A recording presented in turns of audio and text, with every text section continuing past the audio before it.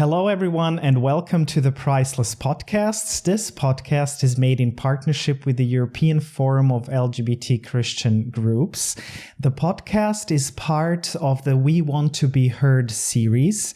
It is supported also by the Age MS Foundation from Germany, where if you have an interesting project that you can propose, you can also ask for a donation, or you can donate to help projects like this one so they can support these projects. And of course, the link is in the podcast description. You can support this project, like you can do something for this podcast by sharing, liking, commenting. And of course, if you want to support this podcast financially, you can do so.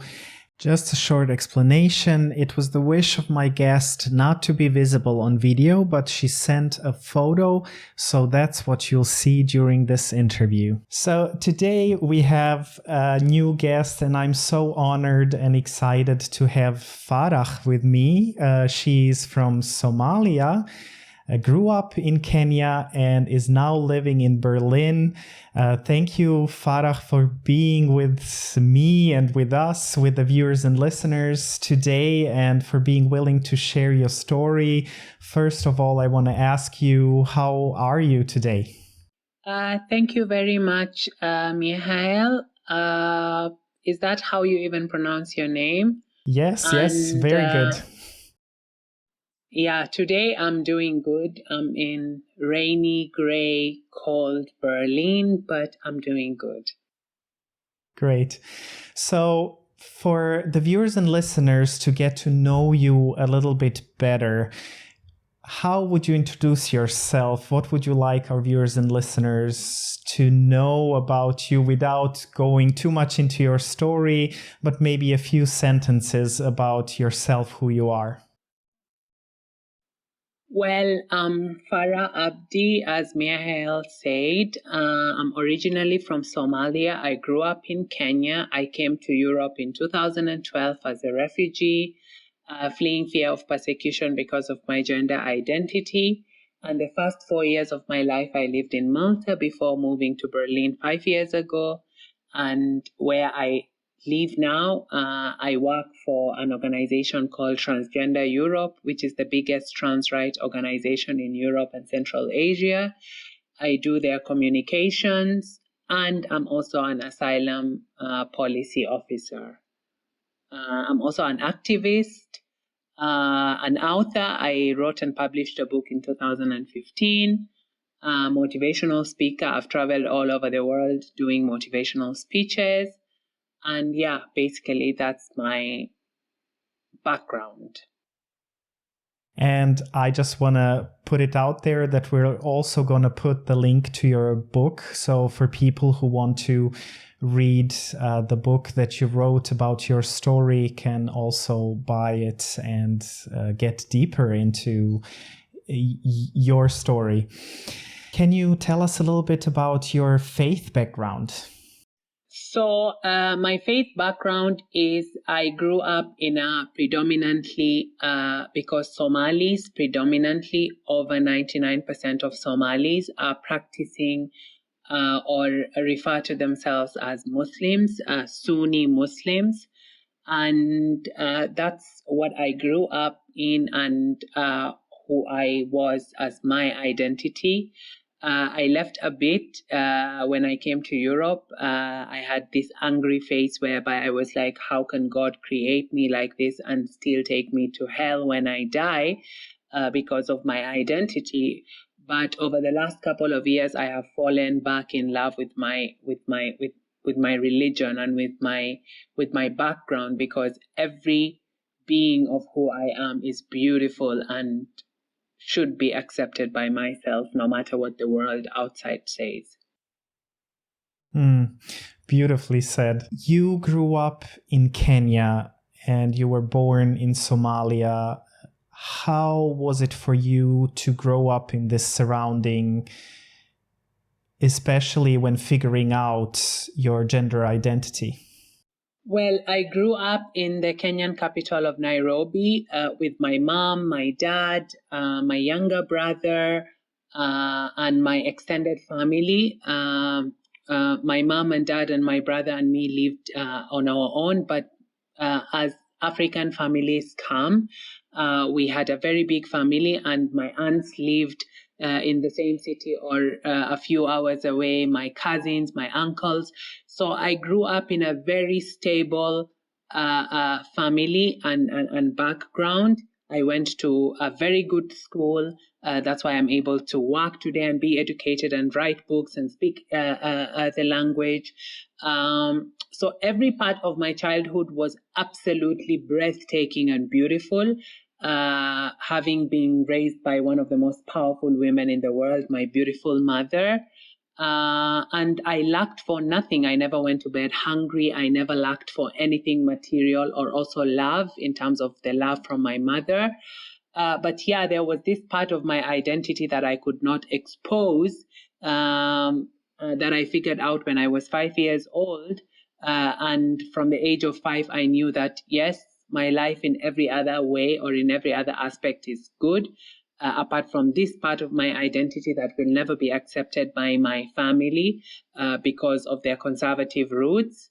And yeah, I just had to keep that part of me as a child to myself, which is very sad. But yeah, I had a very normal childhood apart from that. How was it for you that you had to hide this part of yourself? I think in one way it was very, very hard, because I always say when kids are growing up, when they fall or when they hurt themselves, the first person that you run to naturally is your parent, is your protector, is the person that you feel safety and comfort in.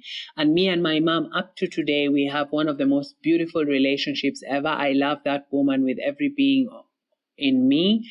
But it was very sad and depressing that I could not even tell my own mother of my own identity. Yeah. Tell me, at which point did you realize that you have to leave Kenya and flee? You wrote in your bio that, you are a person that was living in fear of persecution. So can you tell a little bit more about that? Yeah, I think the fear of persecution mainly came from knowing or growing up knowing that, of course, my mother and my family were not going to kill me or harm me, but I lived in a society or in a country whereby colonialism had done its damage. Most of the anti-LGBTQI plus laws today that are being enforced in Africa were exported there by the colonialists, by the Europeans. Uganda, which is one of the most homophobic countries in the world today, actually had a gay king, an openly gay king, before the British went there. So for me, most of the persecution came from this ugly part of colonialism and society feeding into that. Once religion was exported there by the missionaries and the colonialists, and African countries adopted those laws. So, for example, in Kenya, you could go to jail for up to 14 years under the British Code that was reinforced there when the British were there, and the Kenyan government just upheld it. So, for me, most of the fear was from the outside, not the inside. What is the situation like for LGBT plus people in Somalia and Kenya? I suppose you still know about what's happening there. I think the LGBTQI plus situation in Somalia, in Kenya, is very hard and very complicated because of that colonial history, because of it's sad to say this, because of the colonial history, but also the colonial history that exported religion there, and the laws in Uganda were being financed by evangelical groups from the United States. So there's a complicated and a well-funded and a well-established network that is absolutely anti-LGBTQI plus rights around the world. And it's not something that, because most people have this image that, oh, these things just happen in Africa or in the developing world or in countries that are supposed to be backward, because that's the image that the media and Western media tries to narrate. But no, that's not true. Look at Hungary and how anti-LGBTQI plus it is today under Viktor Orban, and it's part of the European Union. Look at Poland, which is a very anti-LGBTQI plus and is also part of the European Union. Look at Bulgaria. So yeah, it's kind of the same situation. There is a backlash against LGBTQI plus rights in Africa, but also in most parts of the world today. You talk about colonialism, and I talked about this topic with a very good friend of mine from Cameroon, and it just saddens my heart how much damage there still is. And although the people from there took over the countries, there is still so much that is left behind. Is there any hope that the countries in Africa can, overcome this? Like, do you see any glimmers of hope that this will change? I think yes, because there's a very young generation today that is the social media generation that are becoming more connected to the world and more educated and more enlightened and more open-minded. So yes, I do have hope in the younger generation. My generation and even the younger generation than me, because I'm a millennial, because I was born in 1995. But after that, there's now the Generation Z, which is even much more open-minded than my generation. So I do have hope in the younger generation to change that. But I think change is going to take a very, very long time, because first of all, change has to happen in this so-called democracies, in these so-called Western countries, in these so-called beacons of hope, whereby it's so contradictory that you can have members in the European Union that are openly anti-LGBTQI plus, funding anti-LGBTQI plus campaigns in other countries, because I'm sure the Hungarian government is not just doing their nonsense in Hungary. For sure, they are working with other groups like the evangelicals who funded the very backward law that Uganda introduced a few years ago.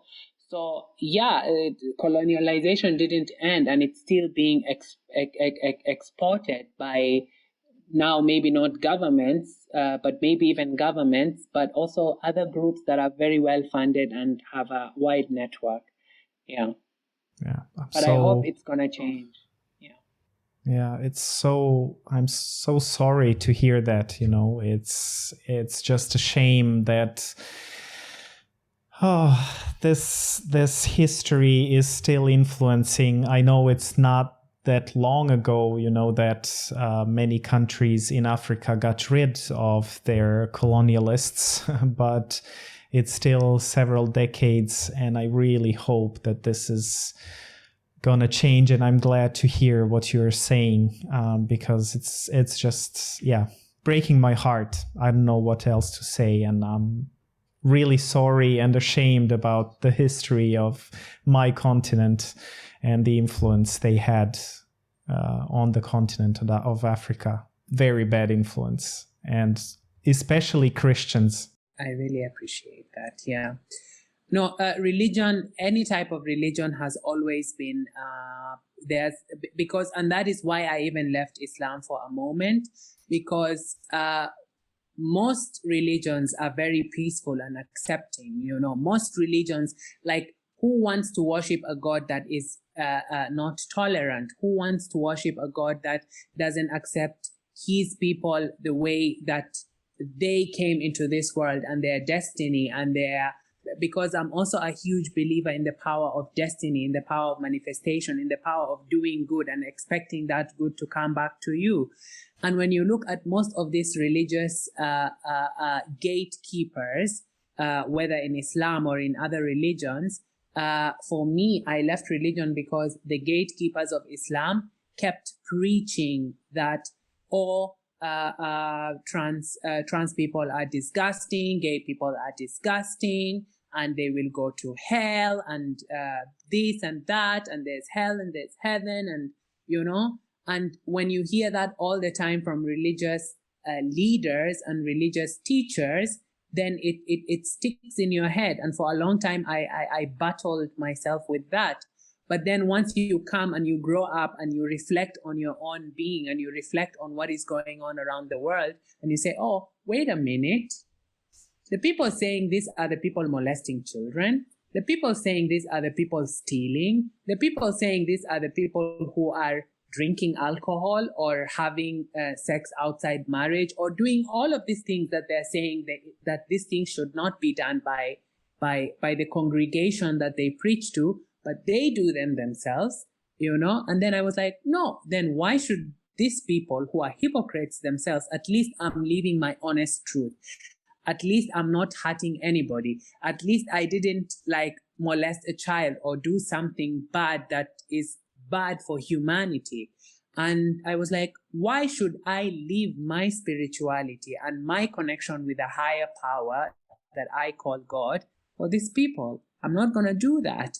And if they say that Islam has no place for people like me, then I contradict them, because they are not the gatekeepers of Islam. Allah is the gatekeeper of Islam, and Allah is the one who created me, and Allah is the only person in this world who can say if I am a Muslim or not. They are not Allah. They are just disgusting human beings who don't have any place in their heart, in their mind, in their brain, in their capacity to understand humanity and understand what it means to be a human being. So why should I listen to them and be angry at my creator for what he didn't say, but what other people said, So, yeah, and that's how I came to peace with religion, because, religion has been very violent throughout history. And in these days, Islam is the religion that is painted as violent in Western media, or there was a terrorist attack here, and or there was this. And the other day, the organization where I worked for was doing research about it's called the LGBTQI European Union Strategy 2021 to 2025, I think. And in this research study, it was found out that Islam is not even the most violent religion when it comes to LGBTQI plus rights. Evangelicals are much more violent against LGBTQI plus people. But no, the media likes to show what ISIS was doing, pushing gay people out of buildings. But pushing people off of buildings is not the only way you kill them, You can kill a human being who is still alive, by stopping them from getting employment, by stopping them from working, by stopping them from living a very comfortable, decent human life, by making life so complicated for them that they kill themselves. That is also murder, And but the media doesn't look at that statistic. They just like looking at ISIS throwing people from buildings and just labeling one religion as very violent against LGBTQI rights. But that's not true. Yeah. We have to look at this reality that, whenever someone who considers himself Christian does something bad, nobody will say a Christian terrorist did that. Like there were some attacks in the United States, like mass shootings, where it was actually a Christian extremist who did this, but nobody will use this. But it's as soon as it's someone from the Middle East, it's Islamic terrorist. So that is one thing, unfortunately, that in the West was very much implied all the time, and which is actually filling our brains and making connections, which is not always fair. I totally agree. And I wanted to say what you said about your faith and your own right that you want to believe, and it's like your decision that you're not going to listen what the leaders or those who, took the faith say that you can or cannot be. I think that many of our viewers and listeners, whatever religion they are, can very much connect to that, what you said. Definitely, yeah. Thank you very much, Mihail. When you look at the narrative, the media shapes the narrative, and I work in media. For the last 8 years, I was blogging for some of the biggest newspapers in the world, both locally and internationally. So I am part of the media, but when you look at the narrative, it's true. Every time a white, mostly man, who is at the apex of privilege when it comes to society, commits a crime, like in Norway in 2011, the guy just went out with guns and shot people around. The media, the white media, tries to humanize them. They even tell you what type of drinks they loved, where they lived, where they were born, and how they grew up, and all this nonsense. But whenever it's a person of color, whenever it's a person from the Middle East, Africa, another part of the world that is not white, it's always, the terrorist, the horrible person, the migrant. How dare they? They came here and they did this and they killed people, and nobody looks at the humanity and the person behind that. But when it's a white person of privilege, they always look at the background of why. They try to understand why this person became that. And in doing that, the narrative that they are teaching to the world is that white people are not evil, other people are. So when a white person commits an evil act, we have to find out why they did it, because white people aren't pure, they are not evil. So we have to find out why they did it. But others are, but that goes against everything in history. That goes against human beings, no matter white, black. Human beings have always been there. There has always been violence. There's always been wars. But when you look at recent history, with colonialism, with slavery, most of the trauma and the oppression was done by white people, So, but white media doesn't like to hear that or understand that. So they are like, no, we have to wash that away. And we are good. We are everything that's good in the world. Like America likes to call itself the shining city in the hill, but how is it a shining city in the hill when people are dying every day? How is it a shining city in the hill when trans women it has the third highest death rates in the world for trans women of color? So all of these things are a reality. Unfortunately, we are living in a world whereby they cannot hide it anymore because of social media. So these truths are all of a sudden coming out to light, and people are understanding intersectionality, and the intersectional struggles that come with a society that is full of patriarchy and white privilege. So for a trans woman of color who happens to be a Muslim, or, when you're a minority within a minority within a minority, that is the concept of intersectionality. And younger people are now understanding it and saying, and thinking and reflecting on their own privilege. So that gives me hope. Yep. Thank you for saying all of this, because I think it's so important. I was reading a lot about, being privileged and,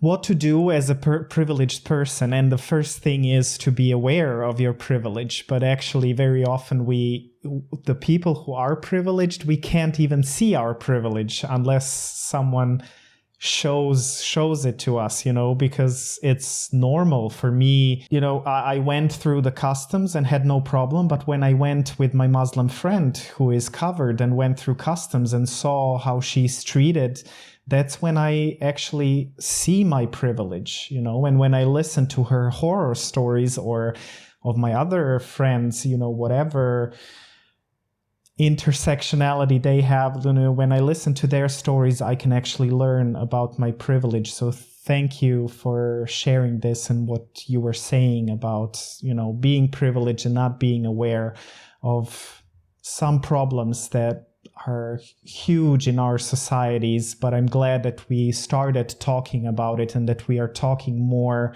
than we used to, but I think it's still not enough and we need to talk more about it. But let's go back to your story. And I mean, not that this is not connected to your story, of course it is. But I wanted to ask you, you now live in Germany. What's your status as, are you a citizen or, yeah, what's happening with that? Yeah, I live now in Germany for the last 5 years. I have official residence here. I will become a permanent resident, inshallah, next year. The law that is still there now, you have to live in Germany for 8 years to qualify and apply for citizenship. And I've only lived here now for 5 years, but the new government wants to change that, fortunately. So, yeah, in the next year or two, I should start my application process, inshallah, to become a German citizen. And that will hopefully go through. But I'm in Germany to stay forever. Like, my asylum is forever. Like, they cannot revoke it because I don't think the situation in Somalia will ever change, at least in my lifetime. Not just the trans issue, but also the war. Hopefully it does, but I don't think so. But Germany is my new home. It's my new country. And yeah, I have residency here and soon permanent residency and hopefully soon after that citizenship. I'm glad to hear. So can you tell us a little bit about this process? You already talked about the intersectionality. So a person of color as a refugee, being trans, how was the whole process for you of coming to Europe and getting to this point where you are now? Well, the process was very hard because Europe is seen as this hill that is barricaded. Migration is always a very controversial topic across member states of the European Union, and mostly member states whereby refugees don't even want to go, like Hungary. I have never met a refugee who tells me, I want to live in Hungary, or I want to live in Croatia, or I want to live in Poland. Most nationals of those countries are running away from those countries and coming to Western Europe for their own survival. So why would a refugee want to live there? But it was very hard, especially in Malta, whereby I came from a society that was very homophobic, transphobic. And I found myself in a society which was becoming increasingly, Malta at the time was becoming very increasingly tolerant of LGBTQI rights, but my intersectional identity was not going to be accepted. So the fact that I was a Muslim, the fact that I was a refugee, the fact that I was Black was a problem. And I tried to change things there for the first 4 years that I lived there. But after 4 years, I was like, no, I did not leave my mom running away from one discrimination to end up in another discrimination. So that's why I left and I came to Germany. Luckily, I'm also very privileged. I'm very talkative. I speak very well, mashallah, thanks to my mom's education. And by the time I was coming to Germany, I had a very public profile within the European institutions in Brussels. I knew commissioners, I knew presidents. I knew the president of Austria, for example, personally. I know President Macron personally. So I was able to use those networks to get asylum again in Germany, which is unheard of because there's the Dublin regulation that states that refugees are supposed to stay in the first country that they arrive in my instance, Malta. So I had no right to be in Germany. But my privilege and my connections allowed me to come to Germany and to come to Berlin, which is yes, racism is still alive here. Yes, there's a lot of barriers and challenges, but it is a lot better than places like Hungary and Malta and Croatia and Greece and all those places. Yeah, Berlin is much more better than that and tolerant.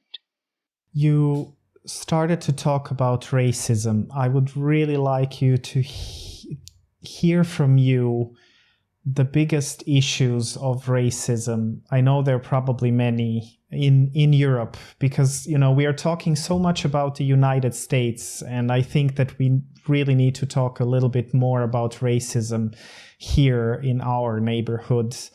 So what would you say are the biggest problems?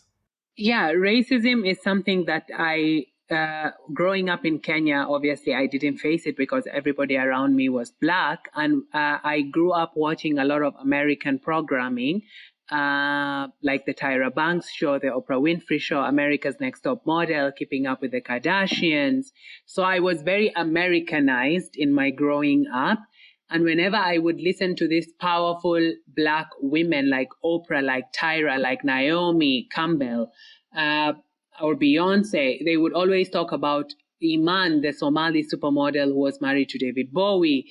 They would always talk about racism. And for me, it seemed growing up as a child in Kenya that this was a concept that was stuck in the 70s, in the 80s, in the 90s. In history, it didn't seem like it's something that still goes on today, until I came to Europe and I got the shock of my life that, yes, racism is alive and well. And every single day that a person of color, whether they are Black, whether they are brown, whether they're from the Middle East, whether they're from Africa or Latin America or Asia, wakes up, they think about race. Because it's constantly in your face. Like, for example, something as simple as going to the supermarket. A Black person goes to the supermarket. I have a totally different experience than a white person going to the supermarket, because in the supermarkets, which is something that I came to find out when I arrived in Europe. And at first I was so shocked. I was like, oh my God, is this even reality? But then when I listened to President Barack Obama saying that this happened to him before he became president, and Oprah saying that this also happens to her up to today, her being Oprah, the iconic Oprah Winfrey, I was like, oh, like being followed around in the supermarket as a Black person is normal, because for some reason, these people think that Black people are thieves or Roma people are thieves, but they don't know that thieves come in every shape, color, and form. That instead of policing me around the supermarket, because my mother did not teach me to do that. I was brought up in class and beauty and dignity. They should police the white person who is stealing. And last year, it was very interesting. I met a friend of mine who is a refugee from Libya. She's a drag queen from Libya. And she has this friend of hers who lives in a shared apartment in Berlin with a German white guy who is a professional thief. This guy literally goes to the supermarkets, Rewe Rossmann, steals, sells what he steals to feed his girlfriend and his newborn child. But he's able to get away with that because he's white. They don't think that he's going to steal. Like this tall, blonde-haired guy, blonde-haired, blue-eyed German guy is not a thief.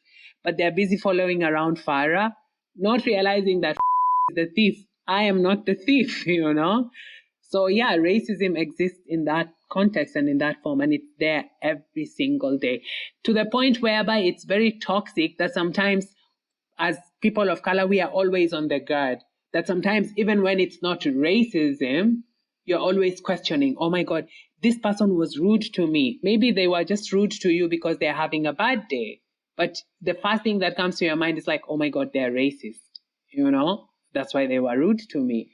So yeah, it's every day. And if it's like that in Berlin, I can only imagine in Croatia and in those countries. Oh my God. Yeah, no. People listening to you can probably ask themselves, what can we in Europe do better? And I'm thinking right now in which direction I want to ask you. Let's say, as LGBT plus people, what can we do better for people, like you, who have this experience of having to flee their country, coming to Europe, facing discrimination on so many levels? I think people, by doing better, they just have to stop being selfish and understand the concept of humanity, and putting yourself in the shoes of other people and stepping out of your privilege for a moment and just putting yourself in, like, for example, I am a Black trans woman of a Muslim immigrant background. In the patriarchy ladder, I am at the bottom of the barrel when it comes to patriarchy. I'm at the lower end of privilege, but still, I still question my privilege of speaking the language, of working, of making an income, of living in a beautiful apartment, of having the security to transition and to live my life and to live my truth, in Berlin. So I question my own privilege in that sense. Every day that I wake up, I open my eyes and I see where I live and where I am and how far I've come. I accept my privilege and I say, okay, how can I use my voice to help other people? And that's why I wrote a book. That's why I speak up whenever I see an injustice. So it's the least that privileged people can do, especially LGBTQI people in Europe who are of a white background, is that. And I'm not saying that LGBTQI plus people of a white background don't struggle. I mean, look at Hungary, I assume how it is to be a Hungarian who is trans or who is gay, and who is white and going through that discrimination. It's absolutely disgusting. But they have the privilege of waking up because they're in the European Union and saying, no, I cannot live in Hungary anymore. I'm going to move to Berlin or I'm going to move to Brussels.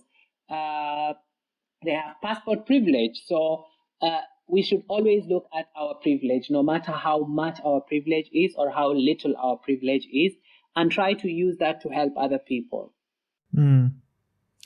So for you as a refugee, what challenges and possibilities do you see at this point for yourself still? I think most of my challenges, inshallah, mashallah, fingers crossed, are behind me. Today I have my apartment, I live in Berlin, I have my residency, I have my job, I have a community that I built around me, my friends who have become my chosen family, I have my colleagues who I love, I have my transition which is going through with the insurance, I have medical insurance. I live a very safe, comfortable life, mashallah. Challenges moving forward is, for me, completing my transition. That's a medical challenge. It has nothing to do with my refugee identity. And getting citizenship and finally, like, literally feeling like, yes, because that will be the end of the chapter of that journey chapter, then I feel like, okay, even though now I know I will never leave Germany, even though now I have residency, I'm not here illegally, I have full rights like a German citizen. As somebody who has asylum in Germany, you have full rights. You have full health rights, full education rights. There's no right that I don't have today as a refugee in Germany. But getting that piece of paper would be the completion of that journey. And I would be like, okay, now I'm officially German and I can travel the world as a German with all the privilege that comes with that. And I hope that this will happen as soon as possible, especially with the new government. I hope they're gonna really do what they promised, so that it'll be fast. Hopefully, yeah. It's inshallah. Fingers crossed. It is going to happen. It's a matter of when, not if. But yeah, the sooner it happens, the better it will be. Then I don't have to apply for visas when I want to go to the US or half of the world. Yeah, you can just pack up and go. Yeah. We are at the end of our time, but I would still like to ask you, is there anything that is on your heart that you would like to say and I didn't ask you, and you find it so important for the listeners and the viewers to hear that? No, I think we covered everything. It's just the listeners should just be more tolerant and step out of, as I said, out of your own privilege and understand, because every human being, most of us have a little piece of privilege. Some of us have big chunks of privilege. So just understand that and be more human and understanding of people. Yeah. Just in case, if someone from an African country is watching this, where LGBT people are in many parts still in danger, what would you tell them? Could you maybe give them a message of hope? If 16-year-old Farah could leave and leave my truth, it doesn't mean everybody should leave, but there's always a way out. There's this campaign that was done in the United States a few years ago. It's called It Gets Better. And when you're in the eye of the storm, it's very hard to believe that it gets better. I came to Europe 8 years ago, 10 years ago. This November will be my 10th year of arriving. So I came to Europe 10 years ago. And I didn't just magically drop in the middle of my pink box in Berlin in my apartment. It was a journey. I didn't immediately just find my work. I didn't immediately just write book. This was a 10-year journey. So plan, have hope, never give up, and know that one day you're going to get out of everything that has ever stopped you from being yourself. Thank you, Farah, so much for taking your time and being part of this podcast and sharing your story and also giving us messages of hope. I hope that some people can get encouraged, and also that we as privileged people, or as people wherever we are, that we can think about our privileges and always be human. Dear viewers and listeners, thank you for being with us. As said in the beginning, this podcast is made in partnership with the European Forum of LGBT Christian Groups and is financially supported partially by HMS, and the link is in the podcast description. Subscribe, like, share, comment in the comment section, and join us again for the next interview. So bye everyone, and bye Farah.